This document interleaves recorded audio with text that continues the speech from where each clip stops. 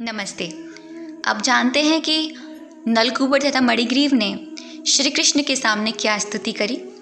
हे कृष्ण, आप आदि भगवान तथा योगेश्वर हैं। विद्वान ब्राह्मण जानते हैं कि यह दृश्य जगत आपकी उन शक्तियों का विस्तार है जो कभी प्रकट होती है और कभी अप्रकट रहती है। आप समस्त प्राणियों के जीवन, शरीर तथा इंद्रियों के आदिदाता हैं। आप शाश्वत ईश्वर भगवान विष्णु हैं जो सर्वव्यापी हैं तथा प्रत्येक वस्तु के शाश्वत नियामक और नित्य काल हैं। आप इस दृश्य जगत के मूल स्रोत हैं जो प्रकृति के 3 गुणों रत, सत्व, रज और तम के अधीन कार्य कर रहा है। आप नाना रूपधारी प्राणियों में परमात्मा रूप में निवास करते हैं और भली भांति जानते हैं कि उनके शरीर तथा मनों के भीतर क्या हो रहा है। अतः आप समस्त जीवात्माओं के समस्त कार्यों के श्रेष्ठ निदेशक हैं। यद्यपि आप माया के गुणों के वशीभूत वस्तुओं के बीच रहते हैं, किंतु ऐसे कलुषित गुणों से प्रभावित नहीं होते। भौतिक गुणों के वशीभूत होकर कोई भी आपके दिव्य गुणों को नहीं समझ सकता, क्योंकि वे सृष्टि की उत्पत्ति के पहले से विद्वान थे। अतः आप परब्रह्म कहलाते हैं जो अपनी अंतरंग शक्तियों के कारण महिमा मंडित है।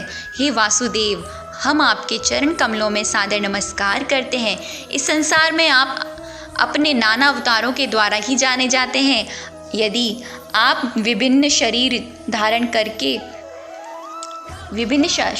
करते रहते हैं, किंतु ये शरीर इस भौतिक सृष्टि के अंग स्वरूप नहीं होते।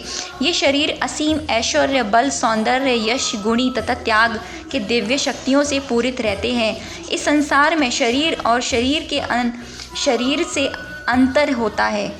इस संसार में शरीर व शरीरी में अंतर होता है, किंतु आप अपने मूल आध्यात्मिक शक्ति से प्रकट होते रहते हैं। अतः आपके लिए ऐसा भेद नहीं रहता। जब आप प्रकट होते हैं तो आपके असामान्य कार्य सूचित रहते हैं कि आप श्री भगवान हैं। ऐसे असामान्य कार्य करना इस जगत में रहने वाले किसी भी प्राणी के लिए संभव नहीं है। आप परम भगवान सभी जीवों के जन्म, मृत्यु तथा मुक्ति के कारण हैं और आप अपने सभी अंशों से पूर्ण हैं। आप किसी को कोई भी वर दे सकते हैं। हे भगवान, हे भाग्य तथा कल्याण के कारक स्वरूप, हम आपको सादर नमस्कार करते हैं। आप सर्वव्यापी शांति दाता वासु यदुवंश के परम पुरुष हैं। हे प्रभु, हमारे पिता कुबेर आपके दास हैं। इसी तरह ऋषि नारद भी आपके सेवक हैं और यह उन्हीं की कृपा है जो आपके साक्षात दर्शन हम कर सके। अतः यह प्रार्थना करते हैं कि हम आपकी ये महिमा कथन करते तथा आपके दिव्य कार्यकलापों का श्रवण करते हुए आपकी दिव्य प्रेमा भक्ति में लीन रहें।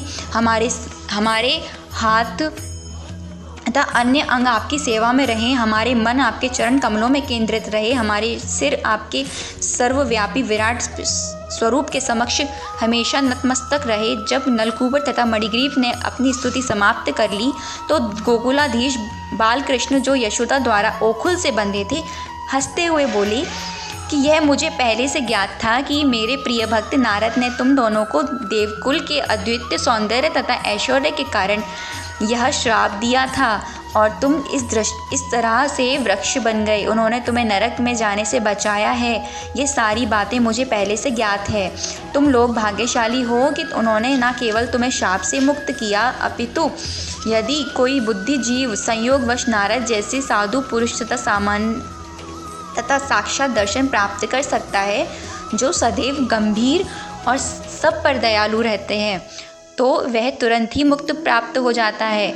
यह तो वैसा ही हुआ जैसे कोई सूर्य के पूर्ण प्रकाश में हो, जब किसी प्रकार का दृष्टि व्यवधान नहीं हो सकता। अतः हे नलकूबर मणिग्रीव, अब तुम्हारा जीवन सफल हो गया है, क्योंकि तुम्हारे हृदय में मेरे प्रति प्रेम उत्पन्न हो चुका है। इस संसार में यह तुम्हारा अंतिम जन्म है, जब तुम अपने पिता के धाम स्वर्गलोक जा सकते हो। भक्ति करते रहने के कारण तुम इसी जीवन से मुक्त हो सकते हो। इसके पश्चात उन दोनों के भगवान की कई परिक्रमा लगाई और वो अपने लोक चले गए। ये थी नलकूबर तथा मणिग्रीव के उद्धार की कथा। हरे कृष्ण कृष्ण कृष्ण हरे हरे, हरे राम राम राम हरे हरे।